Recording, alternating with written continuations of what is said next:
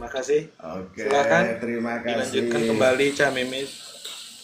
Oke, waduh saya agak ini kalau ketemu sama senior ini, yang mau tanya agak pede juga saya. Hmm.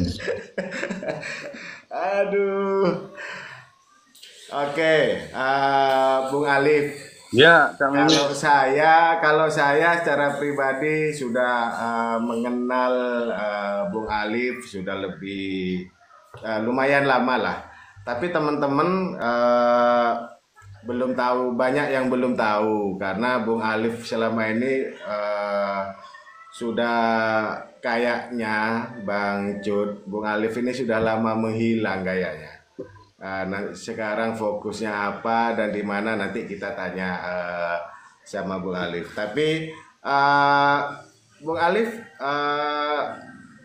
ini saya pengen tahu apa namanya tentang Bung Alif dulu sebentar. Bung Alif ini siapa dan dalam dunia layar kaca itu bagaimana ceritanya Bung Alif? Monggo. Ya, ya saya sebenarnya memang produk jadul ya, produk lama. Ya mungkin kalau di sepak bola Indonesia dulu produk ISL sama Liga Bank Mandiri. Jadi saya dulu kan hostnya ISL, hostnya Liga Bank Mandiri, itu kan lama sekali.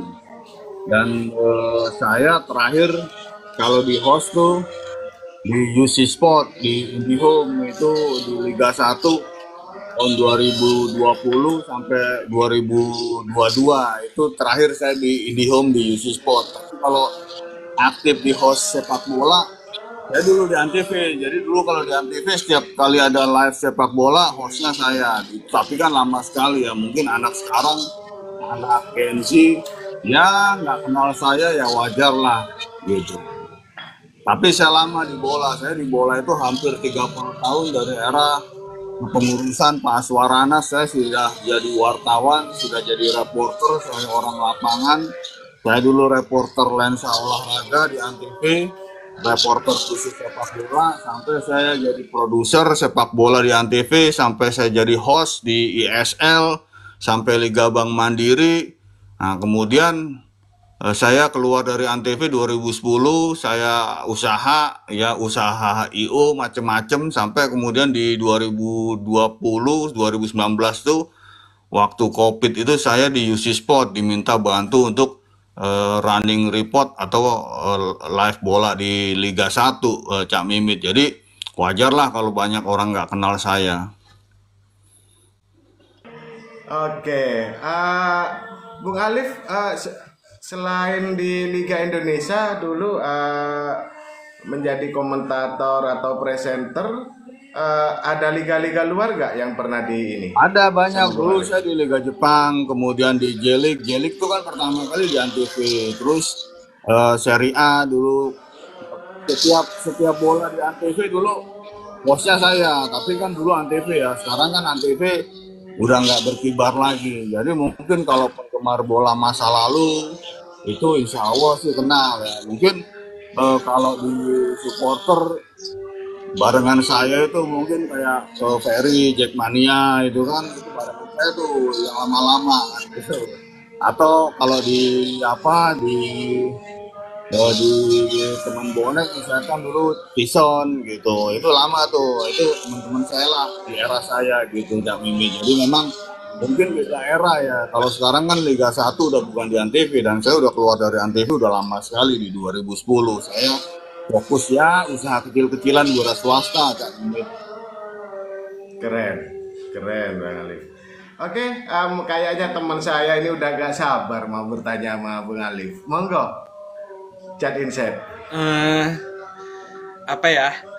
Wah, banyak sih pertanyaan yang mau ditanyain. Cuma kayaknya ini harus ini dulu ya, style kendor dulu atau langsung pertanyaan-pertanyaan ini gimana, Cak?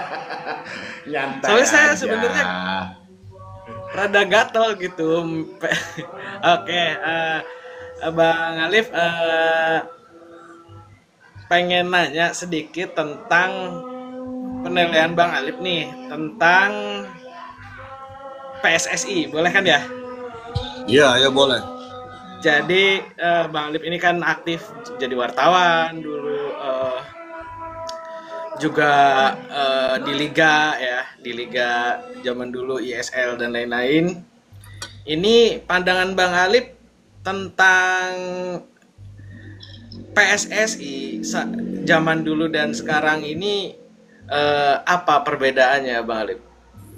Kalau menurut saya perbedaan yang paling signifikan adalah kemampuan dari Ketua Umum PSSI saat ini ya. Kemampuan dari Ketua Umum PSSI saat ini itu harus saya akui punya kelebihan. Kelebihannya itu diantaranya jaringan internasional, kemudian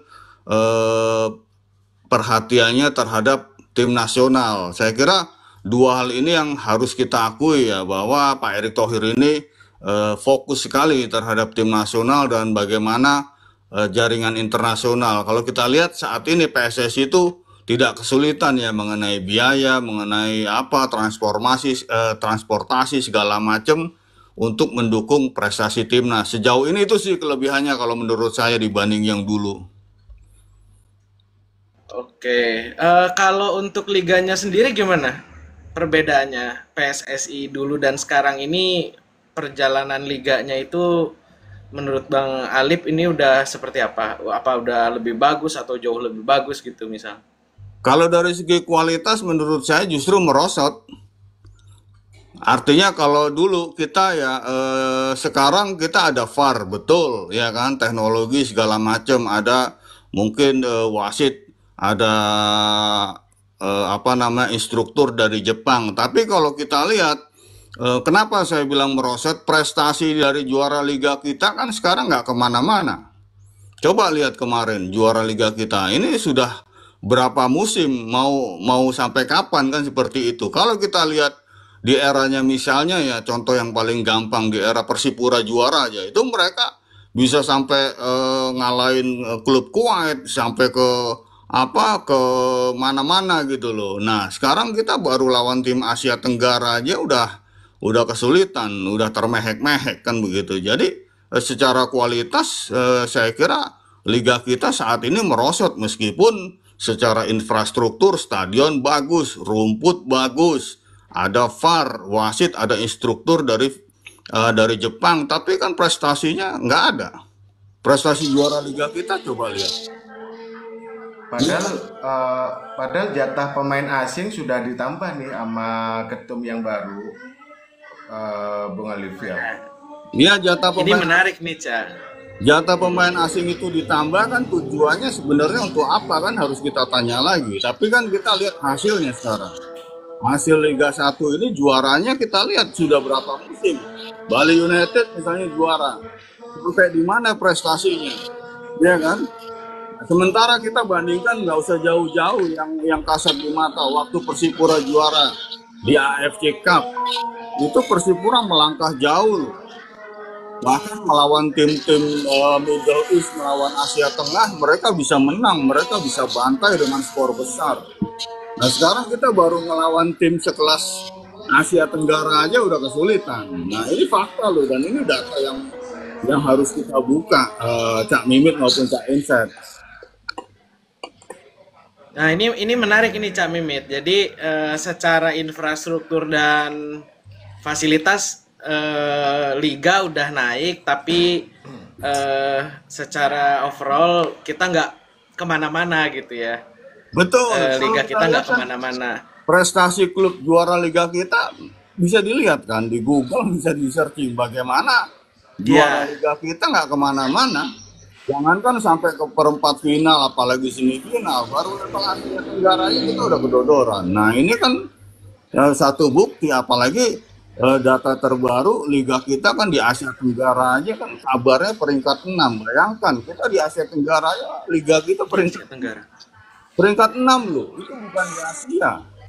Itu kan udah data yang berbicara ya. Ya. Ya, dari yang terjadi saat ini, menurut Bung Alif, PR dari PSSI ini untuk memperbaiki peringkat ke depan ini, apa Bung Alif yang harus diperbaiki dari liga ini? Sebenarnya banyak yang harus diperbaiki, ya kan? Memang PSSI membuat terobosan. Terobosannya kan ada VAR misalnya, tapi kan perbaikannya belum menyeluruh. Saya katakan belum menyeluruh, kenapa? Karena banyak kejadian-kejadian yang kasat mata yang terus berulang. Ya kan, bagaimana misalkan yang terbaru, yang viral, bagaimana sebuah tim pemainnya 12 orang misalnya.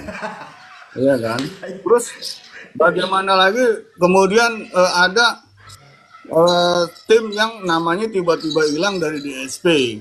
Ini kan persoalan yang kelihatan sepele, tapi kan aneh gitu loh. Dan itu tidak boleh terjadi sebenarnya untuk ukuran kompetisi kelas Liga 1. Kita main di Tarkam aja nggak mungkin, pemain pasti di situ, nggak mungkin 12 orang. Itu sesuatu yang menurut saya hal yang paling elementer sekali yang masih terjadi, yang seharusnya kan nggak mungkin lah di Liga Thailand atau mungkin sekelas Kamboja aja tim main 12 orang gitu kan. Ini sesuatu yang menurut saya impossible thing gitu, ya kan. Ini sesuatu yang nggak masuk akal dan itu terjadi di liga kita gitu. Iya, Itu betul. belum lagi hal-hal lain ya, Ini soal di kepemimpinan wasit, tawuran segala macem. Itu belum menyangkut hal-hal lain, itu baru hal yang sepele. Bagaimana DSP aja bisa seperti itu kan? Nah, ini kan kok bisa terjadi? Evaluasinya seperti apa gitu? Oke. Wah, di bawah sudah mulai gatel ini. Mau nanya, udah banyak pertanyaan dari bawah. Jadi yang di bawah tenang. Nanti ada momennya kita menaikkan tamu dan bertanya langsung kepada Bung Alif. Ingat ya, satu akun satu pertanyaan. Bung Alif, saya mohon izin mau nanya.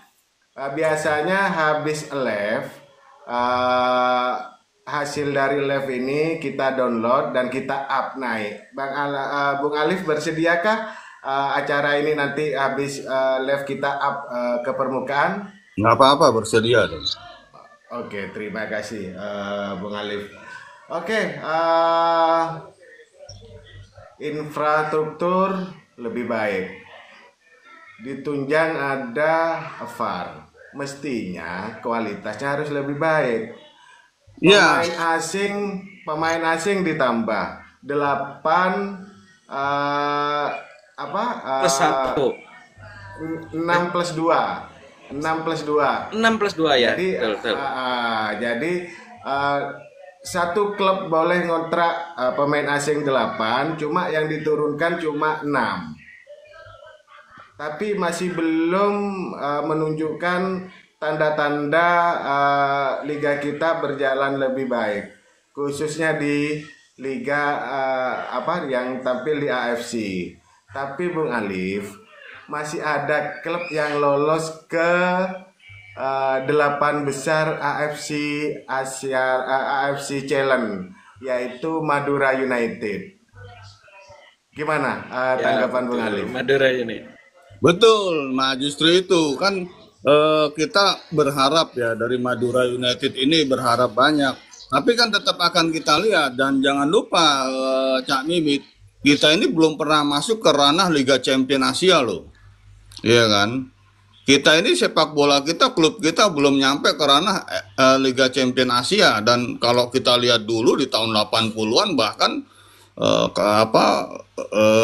Krama Yuda 3 Berlian, bahkan tahun 90-an Pelita Jaya, mereka tuh bisa tembus sampai ke perempat final Liga Champion Asia, bukan cuma AFC. AFC kan beda lagi kan begitu. Nah, ini sesuatu yang masih jauh sebenarnya Kak Mimit gitu. Dan betul bahwa Madura United ini melakukan langkah yang lebih bagus dibanding katakanlah eranya Bali United dan sebagainya. Tetapi kalau kita tarik agak mundur lagi di era misalnya Persipura, masih kurang Cak Mimit menurut saya. Iya kan? Persipura itu udah melangkah lebih jauh lagi. Jadi memang kalau tadi pertanyaannya dibandingkan era sebelumnya, kan pertanyaannya tadi dibandingkan era sebelumnya, ya masih menurut saya masih di bawah dan belum bisa mengimbangi era sebelumnya kalau dibandingkan era sebelumnya ya gitu. kepengurusan sekarang dibandingkan PSSI era sebelumnya. Dan itu kan saya berbicara dengan data bagaimana Persipura dulu melawan tim-tim Middle East, lawan Asia Tengah, mereka bisa menang besar dan mereka bisa dijaya. Sekarang kita kan ya alhamdulillah kita sekarang ada Madura United yang sampai melesat sampai ke titik itu, tapi kan belum tahu perjalanannya sampai di mana dan kita harus melihat secara keseluruhan. Kita ini sudah di mana di Liga Champions Asia, kita siapa klub kita yang bertengger di sana kan belum ada, Cak Mimi. Iya, betul. Oke, kita tinggalkan dulu dah. Kita bicara liga, chat inset.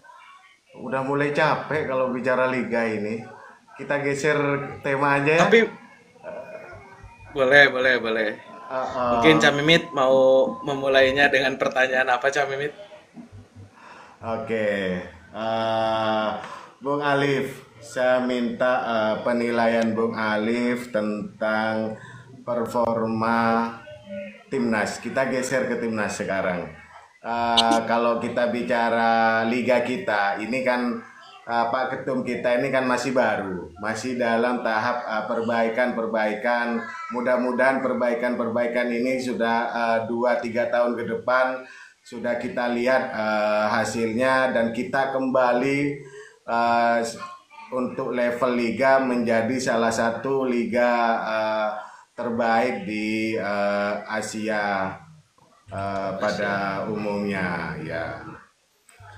Kita geser ke ini, ke timnas. Bung Alif, saya pengen penilaian Bung Alif terhadap kualitas timnas kita, timnas senior yang sudah melangkah jauh ke round 3 ini.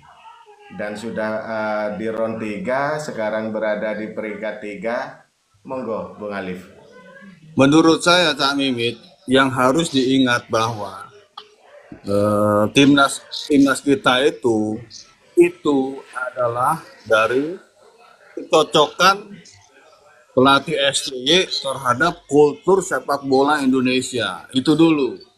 Karena tidak semua pelatih bisa cocok dengan kultur sepak bola satu negara. Pelatih hebat pun belum tentu cocok memegang contoh yang paling nyata. Mancini memegang Arab Saudi nggak cocok. Kurang apa namanya Mancini? Kurang apa Arab Saudi yang langganan Piala Dunia? Kurang apa Arab Saudi yang bisa mengalahkan Argentina? Tapi begitu dilatih Mancini nggak cocok. Kemarin Korsel, Jurgen Klinsmann, kurang apa namanya Jurgen Klinsmann? Nggak cocok juga. Jadi di sepak bola itu ada satu hal, itu juga cocok-cocokan. Dan STY menurut saya dia paling cocok melatih timnas Indonesia dengan kultur sepak bola Indonesia. Bahkan sejak awal, saya katakan ketika STY pertama kali datang ke Indonesia, saya masih ingat ketika itu dia pegang timnas di era warisannya Simon McManamy. Itu uji coba lawan Persita aja kalah 4-0, saya masih ingat. Dia dihujat, tapi saya bilang tidak, STY ini cocok dan dia punya konsep sepak bola modern yang cocok dengan kultur sepak bola kita, saya katakan begitu. Iya kan? Nah, kemudian dalam perkembangannya, kemudian kan STY memegang tuh timnas U19 yang waktu itu diproyeksikan untuk ke Piala Dunia U20 yang akhirnya nggak jadi, kan? Piala Dunia U20. Itu pun pada saat tes hasilnya bagus loh. Pemain-pemain waktu itu seperti Arhan, Witan yang masih U19, main uji coba di Kroasia hasil bagus. Kemudian timnas senior waktu itu yang main Osvaldo Hai. Kemudian ada lagi naturalisasinya cuman Maklok. Kita bisa menang lawan Kuwait yang main Rahmat Irianto. Kita bisa kembali lagi ke Piala Asia setelah sekian Piala Asia, setelah sekian purnama, kita nggak pernah lagi masuk ke Piala Asia. Kita masuk lagi ke Piala Asia. Saya pada saat itu menyatakan konsep permainan STY ini adalah konsep permainan sepak bola modern yang cocok untuk kultur Indonesia. Nah, sekarang ibaratnya kalau kokinya udah bagus, tinggal bahan bakunya nih diperbagus. Nah, Ketika bahan bakunya diperbagus, kalau kokinya bagus, kemudian bawangnya lebih bagus, dagingnya lebih bagus, bumbu masaknya lebih fresh, ini akan melejit. Dan ternyata ucapan saya betul bahwa ketika naturalisasi datang itu prestasi timnas yang makin melejit. Buktinya kita sampai ke semifinal Piala Asia U23 dan kita nyaris loh ke Olimpiade. Itu kan sesuatu yang tidak pernah terbayangkan sebelumnya, dan kemudian kita bisa melangkah lebih jauh di Piala Asia sampai kita per hari ini hadir di round 3. Ini sesuatu yang menurut saya luar biasa, Kak Mimi. Oke. Nama besar bukan jaminan pelatih itu akan sukses. Betul itu Bung Alif ya? Sangat betul. Dan di sepak bola begitu. Mancini lah, kita bicara di Asia lah. Jurgen Klinsmann kan kemarin pegang Korsel, hasilnya seperti apa? Mancini pegang Arab Saudi seperti apa? Iya kan? Nah kemudian kalau ada yang menyatakan, oh Sintayong itu bagus karena pemain naturalisasi. Oh salah. Anda itu mestinya berpikir bawang bagus, garamnya bagus, itu akan lebih enak masakan kalau kokinya bagus. Jadi jangan lupa itu kokinya dulu. Kalau juru masaknya bagus, otomatis makanan ini pun akan enak. Tambah lagi kalau bahan bakunya bagus. Kan begitu teori. Nah ini kadang-kadang mereka balik. Dan menurut saya mereka yang berbicara seperti itu ironis. Kenapa? Mereka tidak melihat sejarah pada saat Sintayong baru datang seperti apa. Pada saat Sintayong baru datang pertama kali diwarisi oleh Simon McManamy, sepak bola kita itu bukan 0 tapi minus. Kita di kualifikasi Piala Dunia 2022 itu kita nggak pernah menang, nggak ada angka. Itu semua diwariskan kepada Sintayong. Itu fakta loh. Iya kan, kemudian Sintayong membangun timnas pelan-pelan, membangun lagi pelan-pelan, dia bangun lagi. Belum ada tuh yang namanya Justin Hapner, belum ada yang namanya Jai Idbes. Yang ada hanyalah Rahmat Irianto yang main maklok, kita bisa menang lawan Kuwait. Kita sudah lama nggak main di Piala Asia, kita balik di Piala Asia. Itu fakta. Sebelum datangnya nama-nama Kevin Dix segala macam, kita main dengan pemain yang sekelas Edo Febriansah, kita bisa survive. Kenapa? Karena konsep permainan Sintayong itu nggak cuma modern, tapi cocok dengan kultur sepak bola Indonesia. Ini banyak orang yang lupa dan orang banyak yang menurut saya orang yang nggak paham sepak bola Indonesia, gitu loh. Seakan-akan dengan hadirnya pemain-pemain naturalisasi ini terus kemudian mereka mengecilkan peran STY, mengkerdilkan peran pelatih. Menurut saya itu mereka bodoh, gitu. Mereka nggak paham sepak bola, gitu. Gitu Cak Mimin. Oke. Cut, main kan Cut, lanjut.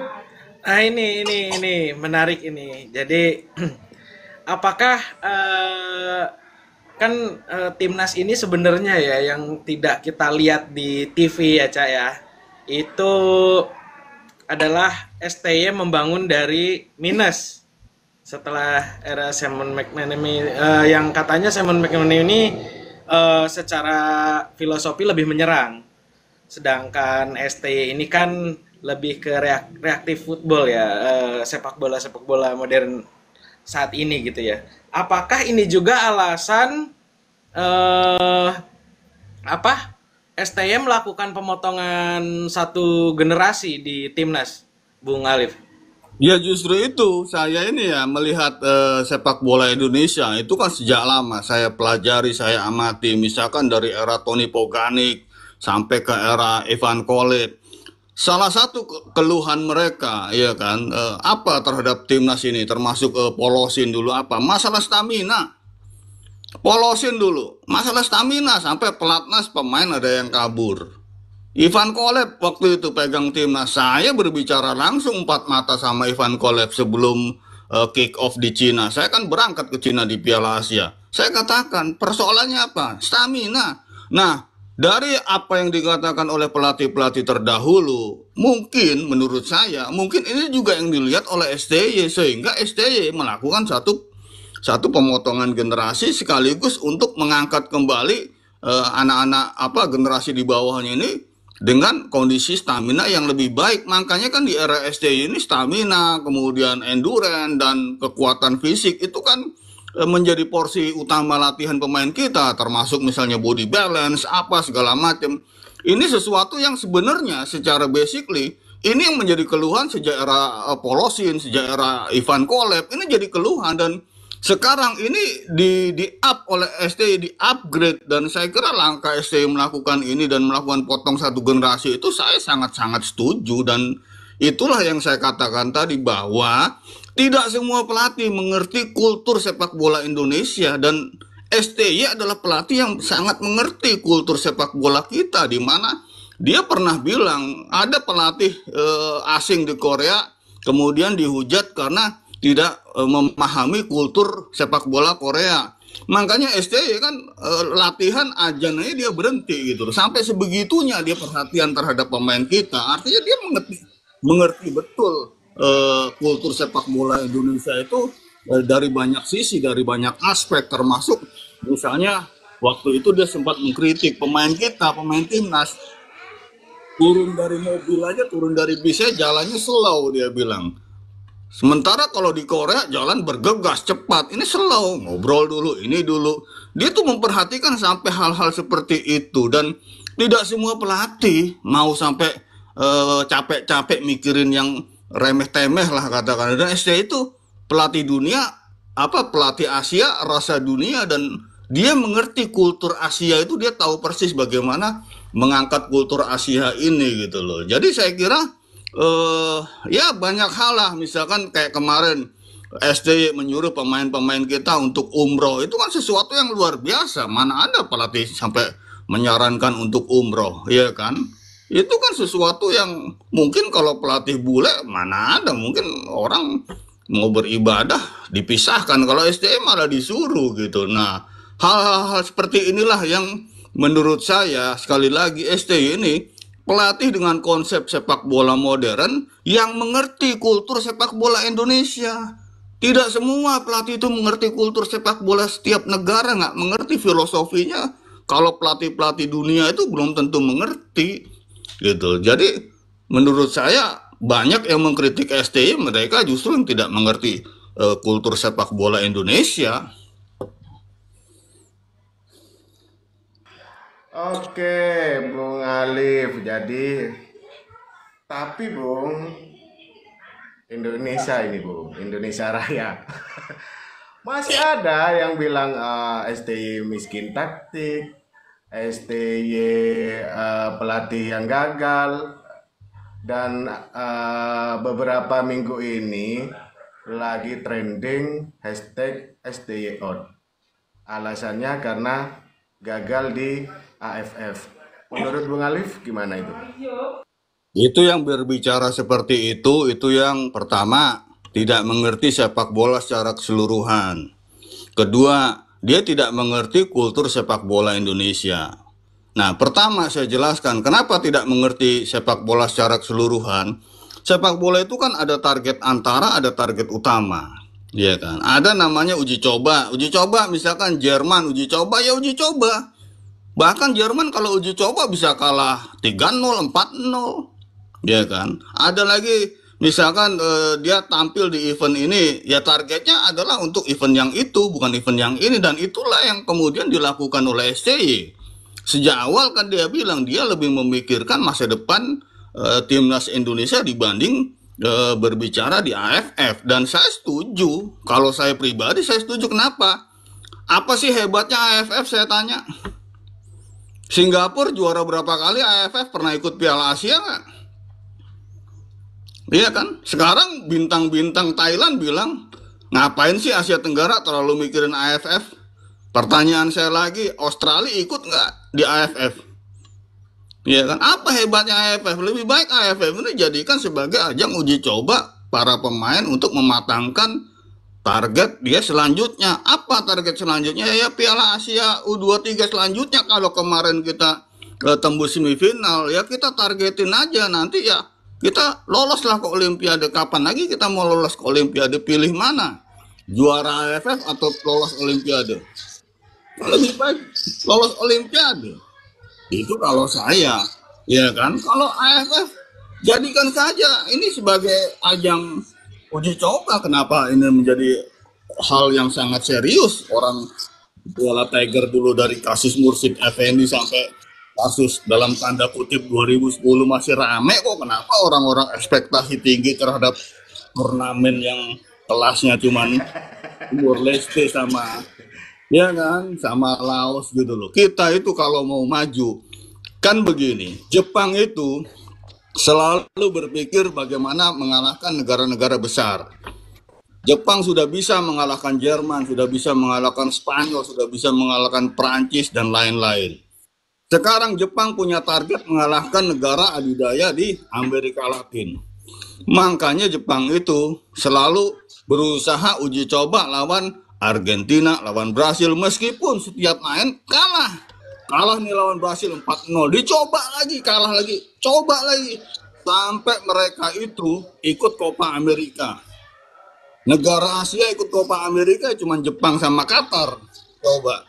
Nah, sementara kita harusnya kita kan berpikir gimana kita sejajar sama Jepang, sejajar sama Arab Saudi, sejajar sama Uzbekistan. Kenapa kita ini kok berpikirnya sejajar sama Timur Leste, sejajar sama Laos? Kapan majunya? Kapan majunya? Iya kan? Terus turnamen ini peringkat FIFA-nya berapa? Iya kan? Signifikan nggak gitu loh. Nah, sekarang kita lihat ya Mit, sepak bola itu yang diutamakan itu kan peringkat FIFA. Contoh Belgia, Belgia itu pernah juara dunia nggak? Nggak pernah. Tapi dia langganan Piala Dunia, peringkat FIFA-nya selalu bagus. Ya kan? Apalagi Ronaldo, Portugal, ya kan? Mereka langganan Piala Eropa, tapi juara Eropa nggak? Nah, ranking FIFA ini sangat penting dalam sepak bola karena itu akan menentukan banyak hal. Salah satunya nanti pot di grup. Nah, kita masih berpikir kayak zaman dulu. Oh, kita juara Merdeka Games. Oh, kita pengen juara Piala Kemerdekaan. Oh, kita pengen juara Kings Cup.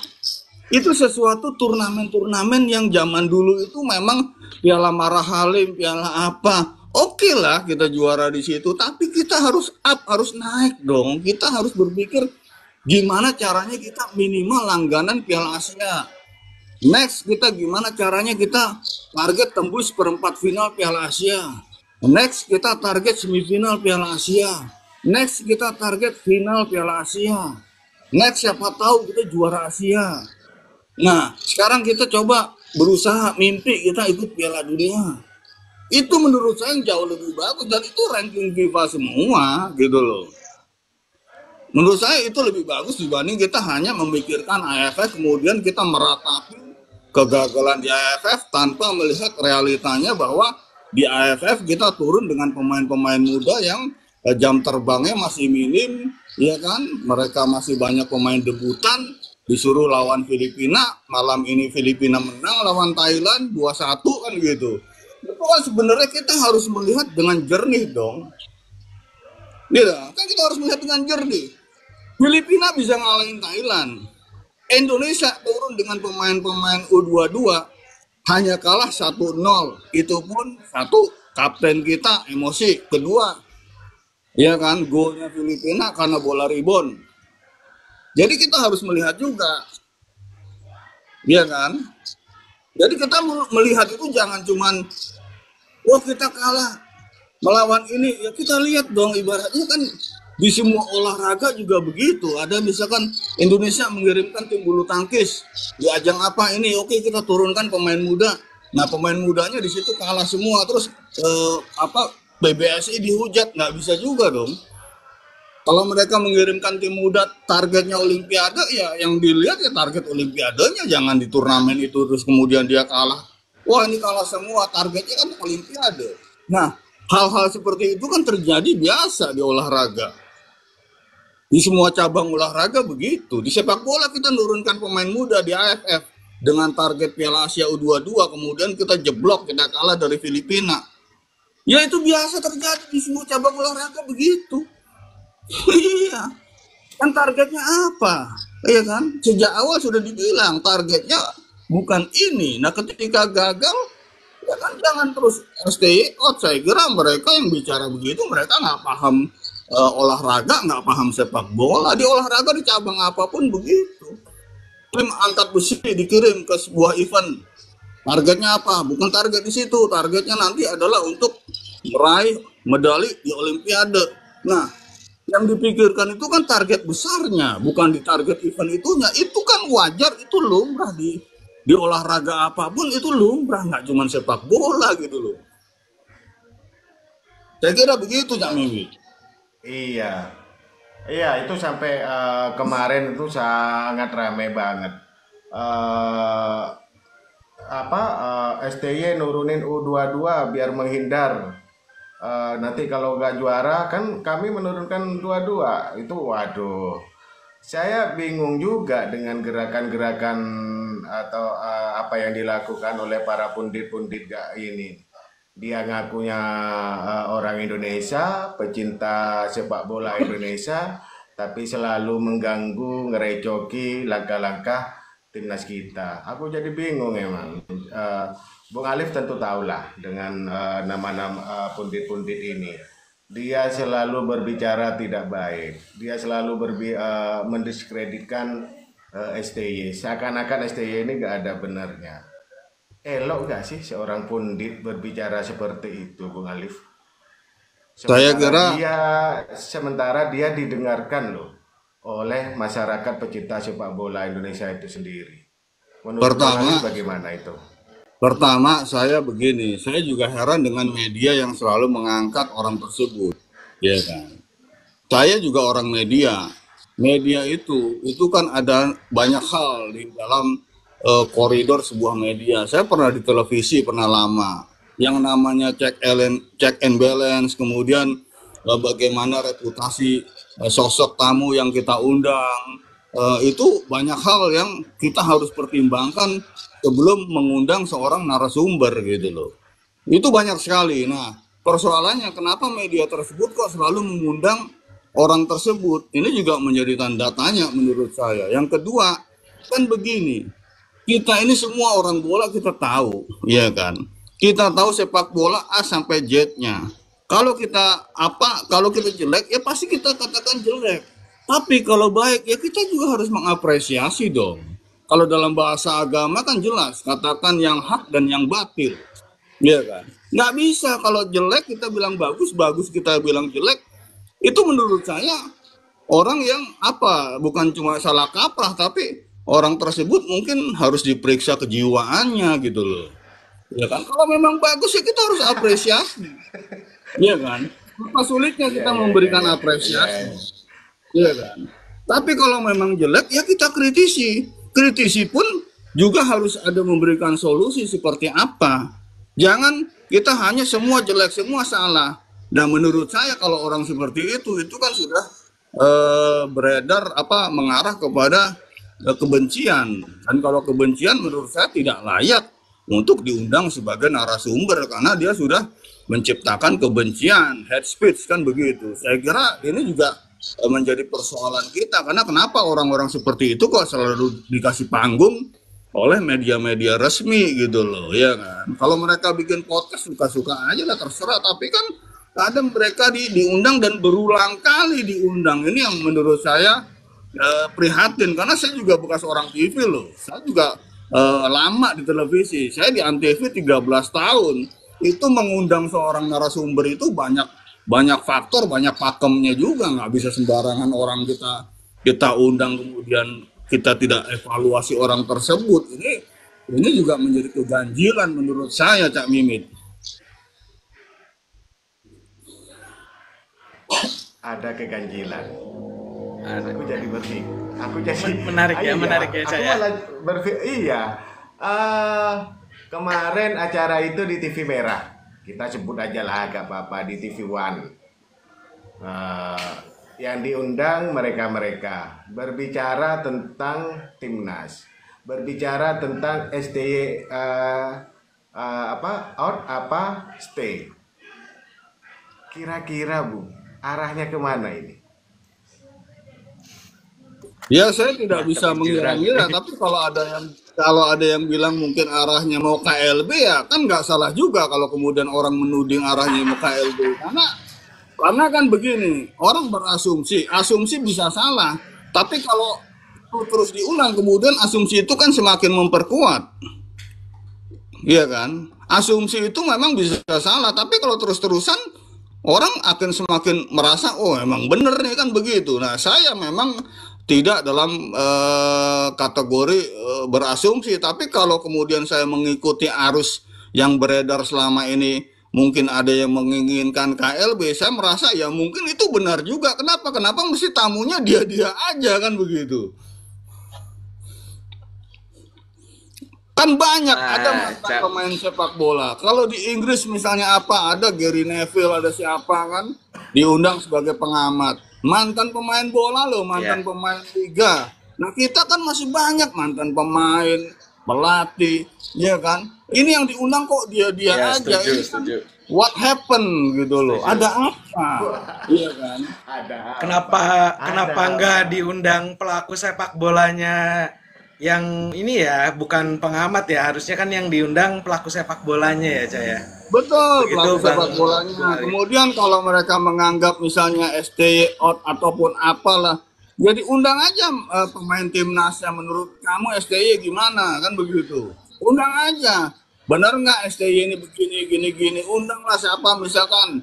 Sebutlah misalnya Rizky Ridho atau siapa. Kan bisa diundang.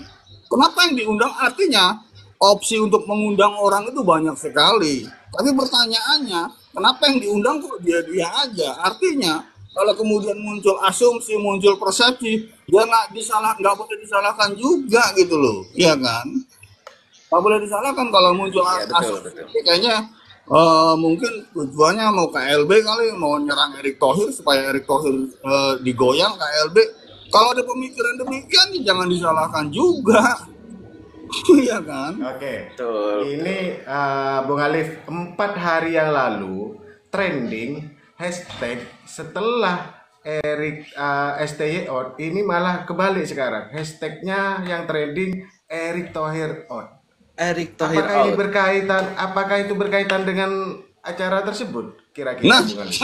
nah, saya kira saya tidak bisa menjustifikasi ya Kak Mimit. Tapi sekali lagi, itu kan gerakan-gerakan itu, ya silakan orang membaca seperti apa. Itu kan saya sudah mengingatkan sejak awal. Hati-hati dengan STY out. Kenapa? Pertama, prestasi STY ada. Kedua, itu STY itu kan begini. Saya pakai analogi ke sebuah peperangan, ya kan. Kalau pabrik mesin perang, untuk supaya dia nggak bisa bikin mesin perang, gampang, minyaknya aja dikurangin atau minyaknya di stop. Dia mau produksi apa, dia kan. Sekarang prestasi timnasnya itu kan ditopang oleh STY dan naturalisasi. Kalau ini kemudian digembosin, otomatis timnas nggak ada prestasi, ya ujung-ujungnya ya KLB. Ya bisa jadi dong. Nah, hati-hati orang bisa berpikir ke sana, dan sekarang terbukti orang muncul kan hashtag Erick Thohir out. Nah, saya kira itu ya gimana kan, silahkan dianalisa sendiri kan begitu. Iya, iya, iya. Mimit, ini Masih menarik, dulu, Cak Mas. Mimit. Iya. Ini menarik.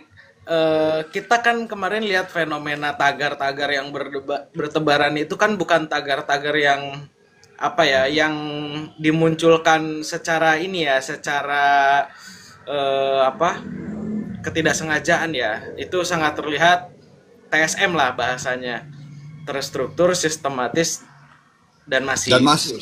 Gitu. Dan akhirnya pada akhirnya itu kan terbongkar, Bung Alif. Dan ini yang saya mau nanyain, ini justru lucu.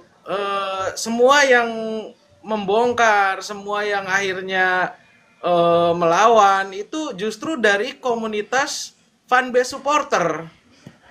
Komunitas-komunitas fanbase supporter itu bersuara di media sosial. Ya. Jadi bukan lagi perlawanan media dengan media ya yang dibenturkan, atau pengamat dengan pengamat, tapi secara sistematis, atau bisa kita bilang buzzer-buzzer ini akhirnya dilawan oleh para fanbase supporter yang kebanyakan sih yang saya lihat itu udah centang biru gitu. Apakah eh, seberapa pentingkah fanbase ini atau basis supporter ini dalam apa ya, mengawal sepak bola Indonesia, khususnya timnas dan PSSI ini?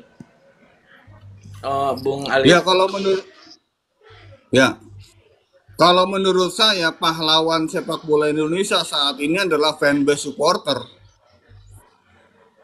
Karena mereka lah yang terus menjaga marwah prestasi tim nasional. Mereka lah yang terus yang katanya dituding buzzer STY lah, disebut sebagai penyepong STY lah. Padahal para fanbase ini mereka melihat dengan nyata, mereka hadir di Gelora Bung Karno, ya kan? Dengan tiket yang mahal, mereka mendukung timnas, mendukung STI. Ini kan mereka benar-benar mereka yang menyelamatkan marwah sepak bola Indonesia.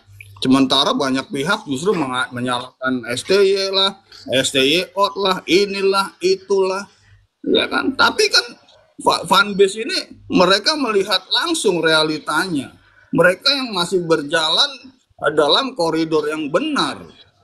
Sepak bola kita saat ini sudah berada di level yang seperti apa? Mereka kan melihat, membandingkan dengan era Simon McManamy misalnya, membandingkan dengan era PSSI sebelumnya, membandingkan dengan era Simon yang juga pakai pemain naturalisasi, pakai pemain hasilnya 0, jeblok. Sementara kita sekarang berada di round 3. Ini kan sesuatu yang kebenaran yang tidak bisa dikalahkan gitu loh. Mau dibilang oleh mereka para pundit STI out segala macam, Anda lihat apa hanya karena kita kalah lawan Filipina?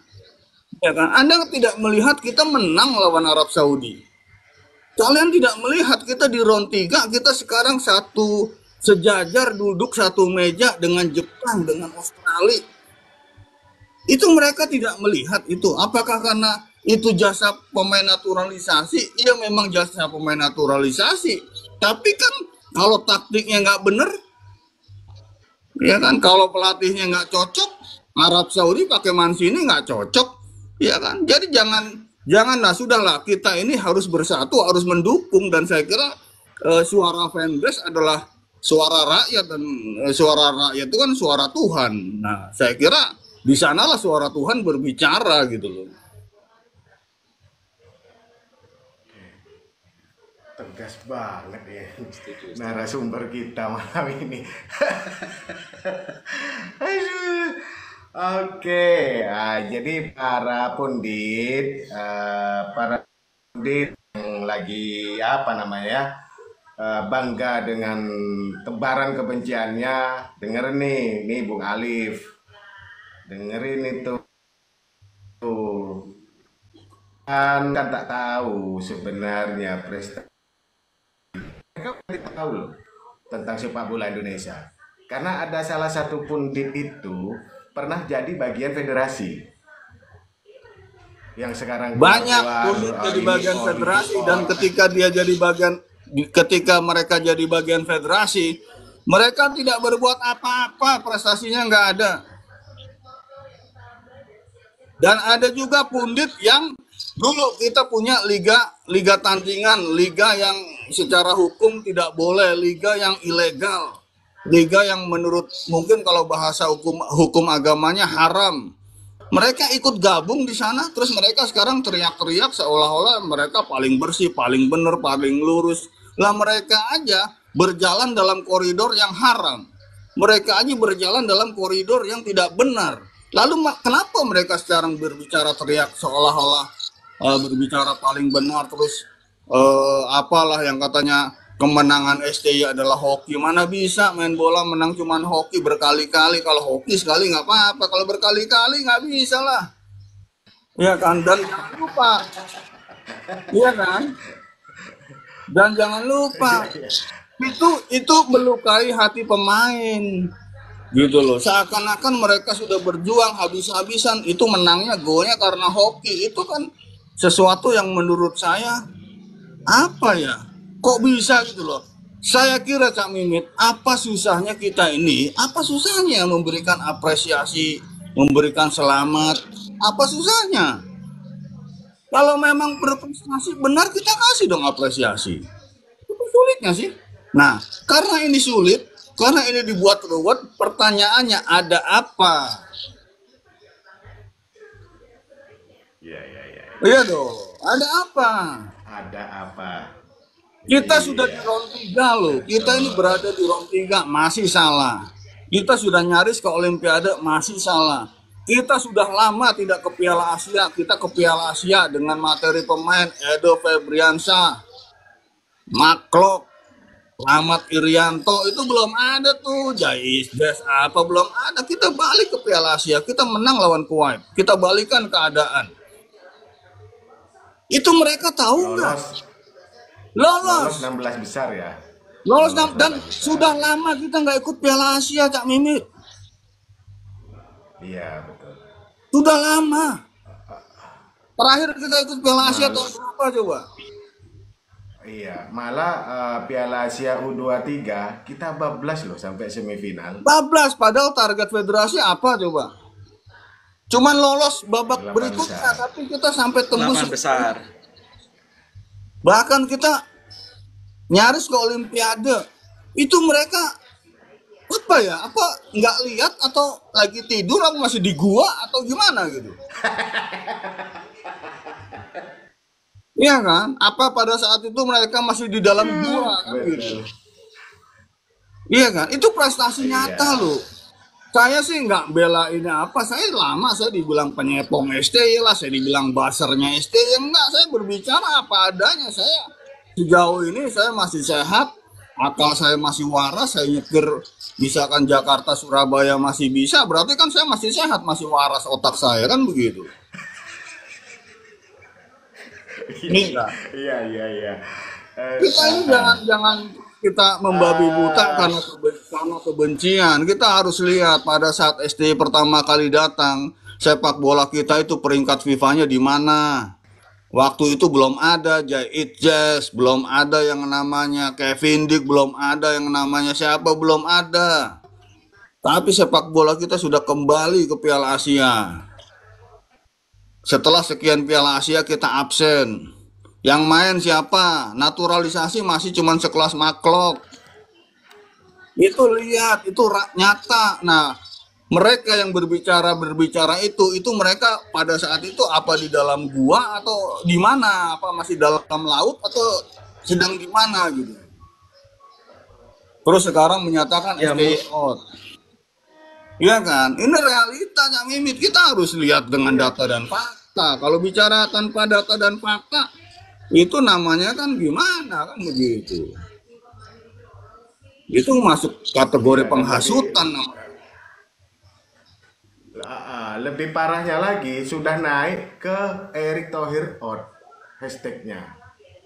Nah iya, makanya kan saya ingatkan kepada federasi, hati-hati mereka jangan juga termakan oleh